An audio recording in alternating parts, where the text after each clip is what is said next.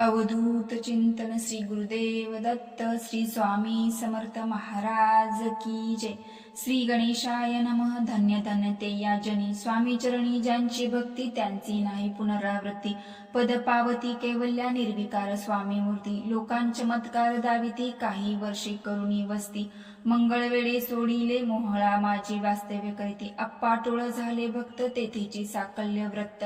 अल्पमती केवीवरनु सवे घेऊन स्वामीसी। टोळ जाती अक्कलकोटासी अर्धमार्गावरून टोळांसी। मागे परतणे भाग पडे टोळ गेलिया परतुनिया। स्वामी चालते उठुनिया बहुत वर्जिले सेवकांनी परी नच मानिले त्या तेथुनिया निघाले अक्कलकोटाप्रती। आले ग्रामद्वारी बैसले यतिराज स्वच्छेने। तेथे एक अविधा होता तो करितयांची थट्टा। परी काही चमत्कार पाहता महासिद्ध समजला। पुण्यस्थव निश्चिती आली चोळाप्पाचे ग्रहाप्रती। स्वामीसी जाणून या ईश्वर मूर्ती चोळाप्पा करी आदर। योग यागादी काही चोळाप्पाने केले नाही। परी भक्ती स्तव पाही स्वामी आली सदनाते। तयाची देखून या भक्ती स्वामी तेथे भोजन करीती। तेव्हा चोळाप्पाचे चित्ती आनंद झाला बहुसाळ।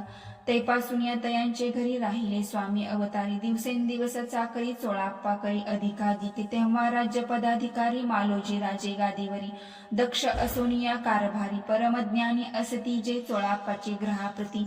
आले कोणी एक यती लोकांचमत्कार दाविती। गावात मात पसरली लोकां माझी पसरली मात।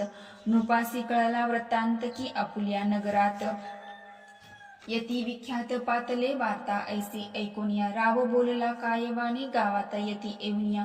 फार दिवस झाले परी आम्हा श्रुत पाही। आजवरी जाहले नाही आता जा ओनिया लवलाही। भेटू तया यतीवर्या परी ते केवळ अंतर्ज्ञानी। ऐसी वार्ता ऐकली कानी हे सत्य तरी येऊनिया। आताच देती दर्शना राव मुखातून या। वाणी निघाली तोची यती मूर्ती पुढे ठेली। सकळ सभा चकित झाली मती गुगली रायाची। खून पटली अंतरी स्वामी केवळ अवतारी। अभक्ती पळून गेली दुरी चरणी भक्ती जडली ते। सकळ सभा अंतरली समस्ती पावले वंदित।